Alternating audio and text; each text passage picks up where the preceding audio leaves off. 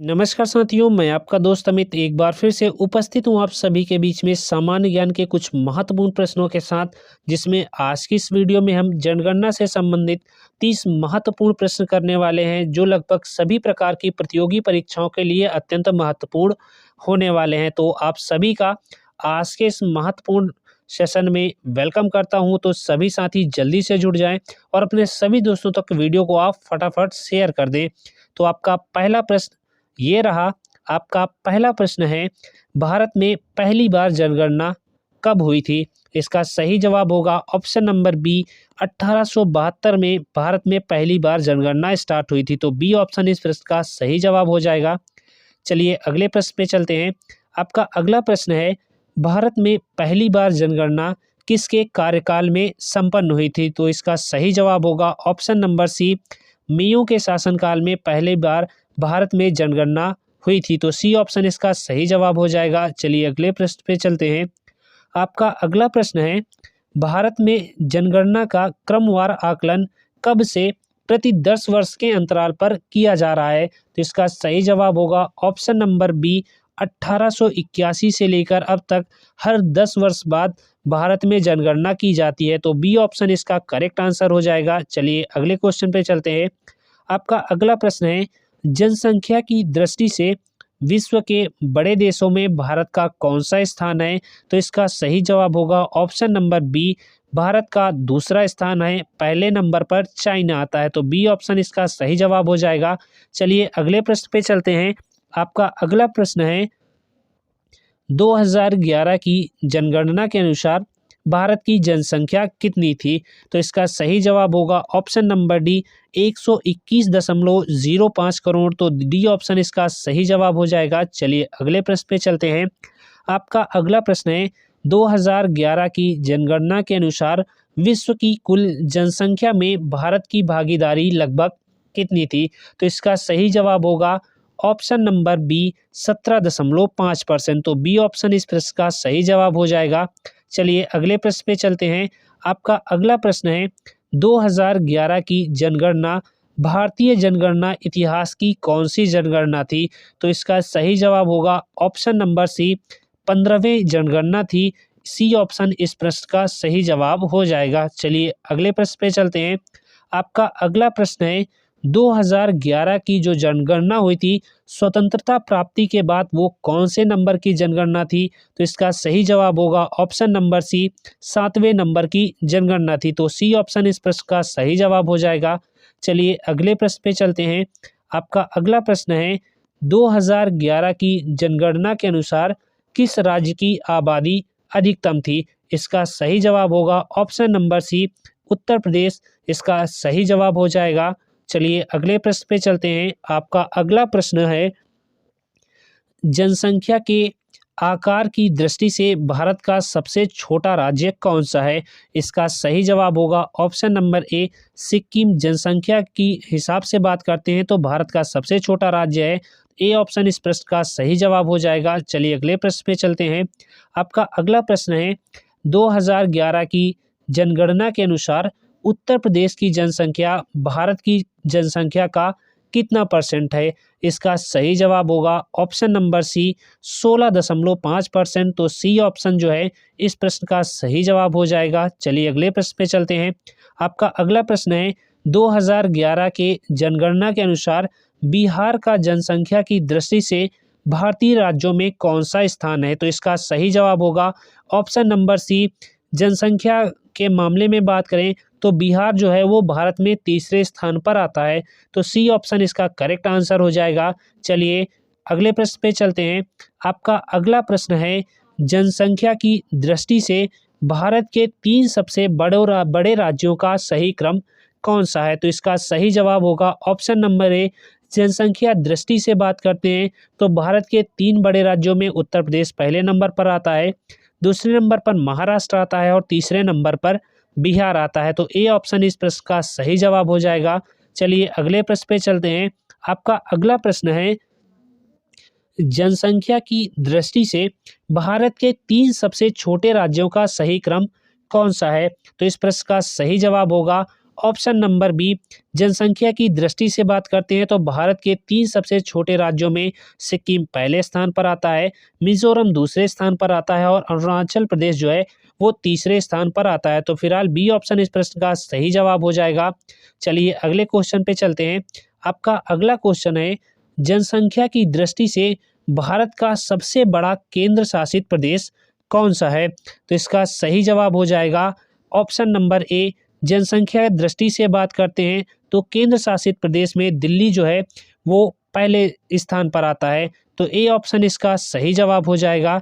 चलिए next question पे चलते हैं। आपका अगला क्वेश्चन है, जनसंख्या की दृष्टि से भारत का सबसे छोटा केंद्र शासित प्रदेश कौन सा है? तो इसका सही जवाब होगा ऑप्शन नंबर डी, लक्षद्वीप इसका बिल्कुल करेक्ट आंसर हो जाएगा। चलिए अगले क्वेश्चन पे चलते हैं। आपका अगला क्वेश्चन है, वर्ष 2011 की जनगणना के अनुसार देश में 2001 से लेकर 2011 तक के दौरान जनसंख्या वृद्धि दर कितने % रही है? इसका सही जवाब होगा ऑप्शन नंबर ए, 17.7%। तो ए ऑप्शन इस प्रश्न का सही जवाब हो जाएगा। चलिए अगले प्रश्न पे चलते हैं। आपका अगला प्रश्न है, 2011 की जनगणना के अनुसार निम्नलिखित में से किस राज्य में 2001 से लेकर 2011 की अवधि में जनसंख्या वृद्धि दर सर्वाधिक रही है? तो इसका सही जवाब होगा ऑप्शन नंबर डी, मेघालय में जो जनसंख्या वृद्धि दर है 2001 से लेकर 2011 के बीच में सर्वाधिक रही है। तो डी ऑप्शन इसका बिल्कुल करेक्ट आंसर हो जाएगा। चलिए अगले प्रश्न पे चलते हैं। आपका अगला प्रश्न है, भारत में सबसे मंद जनसंख्या वृद्धि दर वाला राज्य कौन सा है? यानी कि आपको बताना है कि भारत का वो कौन सा राज्य है जिसमें जनसंख्या वृद्धि दर काफ़ी धीरे हो रही है। तो इसका सही जवाब होगा ऑप्शन नंबर ए, नागालैंड व केरल। तो ए ऑप्शन इसका बिल्कुल करेक्ट आंसर हो जाएगा। चलिए अगले क्वेश्चन पे चलते हैं। आपका अगला क्वेश्चन है, भारत की जनसंख्या की मौजूदा वार्षिक वृद्धि दर कितनी है? तो इसका सही जवाब होगा ऑप्शन नंबर ए, 1.64% है। तो ए ऑप्शन इस प्रश्न का सही जवाब हो जाएगा। चलिए अगले प्रश्न पे चलते हैं। आपका अगला प्रश्न है, 2011 की जनगणना के अंतिम आंकड़ों के अनुसार सर्वाधिक जनसंख्या घनत्व वाला भारतीय राज्य कौन सा है? तो इसका सही जवाब होगा ऑप्शन नंबर डी, बिहार जो है इस प्रश्न का सही जवाब हो जाएगा। तो चलिए अगले क्वेश्चन पे चलते हैं। आपका अगला क्वेश्चन है, 2011 की जनगणना के अंतिम आंकड़ों के अनुसार भारत का सबसे कम जनसंख्या घनत्व वाला राज्य कौन सा है? तो इसका सही जवाब होगा option number B, Arunachal Pradesh इसका सही जवाब हो जाएगा। चलिए अगले प्रश्न पे चलते हैं। आपका अगला क्वेश्चन है, वर्ष 2011 की जनगणना के अनुसार उत्तर प्रदेश राज्य का जनसंख्या घनत्व कितना है? इसका सही जवाब होगा ऑप्शन नंबर डी, 829। तो डी ऑप्शन इस प्रश्न का सही जवाब हो जाएगा। चलिए अगले प्रश्न में चलते हैं। आपका अगला प्रश्न है, 2011 की जनगणना के अनुसार भारत में प्रति 1000 पुरुषों पर महिलाओं की संख्या कितनी है? तो इसका सही जवाब होगा ऑप्शन नंबर डी, 1000 पुरुषों पर 943 महिलाएं हैं। तो डी ऑप्शन जो है इस प्रश्न का सही जवाब हो जाएगा। चलिए अगले प्रश्न पे चलते हैं। आपका अगला प्रश्न है, भारत में सबसे कम लिंगानुपात वाला राज्य कौन सा है? इसका सही जवाब होगा ऑप्शन नंबर बी, हरियाणा इस प्रश्न का सही जवाब हो जाएगा। चलिए अगले क्वेश्चन पे चलते हैं। आपका अगला क्वेश्चन है, भारत के किस राज्य में महिलाओं की संख्या पुरुषों से अधिक है? इसका सही जवाब होगा ऑप्शन नंबर बी, केरल जो है इसका सही जवाब हो जाएगा। चलिए अगले प्रश्न पे चलते हैं। आपका अगला प्रश्न है, 2011 की जनगणना में भारत में ग्रामीण जनसंख्या का प्रतिशत कितना है? इसका सही जवाब होगा ऑप्शन नंबर ए, 68.8%। चलिए अगले प्रश्न पे चलते हैं। आपका अगला प्रश्न है, 2011 की जनगणना के अनुसार भारत की कुल जनसंख्या में शहरी जनसंख्या का अनुपात कितना है? तो इसका सही जवाब होगा ऑप्शन नंबर डी, 31.2%। तो डी ऑप्शन इसका बिल्कुल करेक्ट आंसर हो जाएगा। चलिए अगले प्रश्न पे चलते हैं। आपका अगला प्रश्न है, 2011 की जनगणना के अंतिम आंकड़ों के अनुसार निम्नलिखित में से किस राज्य में अनुसूचित जनजातियों के लोगों का परसेंट सबसे अधिक है? तो इसका सही जवाब होगा ऑप्शन नंबर बी, मिजोरम जो है इस प्रश्न का सही जवाब हो जाएगा। चलिए अगले क्वेश्चन पे चलते हैं। आपका अगला क्वेश्चन है, भारत में प्रभावित साक्षरता दर की गणना की जाती है। तो भारत में जो साक्षरता दर की गणना है वो 7 वर्ष के उम्र से ऊपर की जनसंख्या से की जाती है। तो डी ऑप्शन इस प्रश्न का सही जवाब हो जाएगा। चलिए अगले क्वेश्चन पे चलते हैं। आपका अगला क्वेश्चन है, किस राज्य में अनुसूचित जनजाति की जनसंख्या सर्वाधिक है? तो इसका सही जवाब होगा option number D, Madhya Pradesh में अनुसूचित जनजाति की जो जनसंख्या है वो सर्वाधिक है। तो डी ऑप्शन इस प्रश्न का सही जवाब हो जाएगा। चलिए आज के अंतिम क्वेश्चन पे चलते हैं।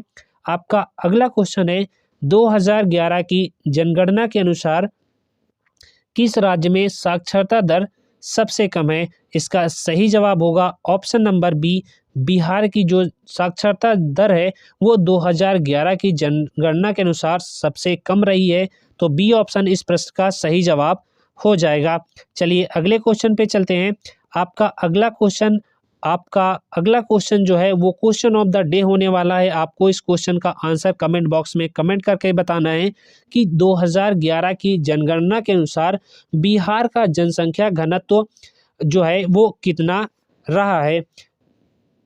तो ये था आपके सामने क्वेश्चन ऑफ द डे। उम्मीद करता हूँ आज के ये सारे क्वेश्चन आपको अच्छे लगे होंगे।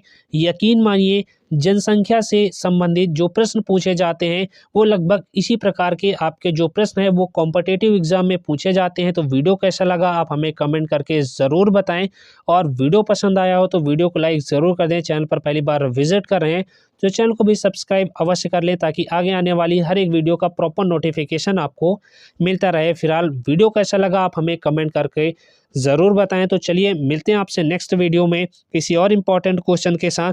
तब तक के लिए जय हिंद।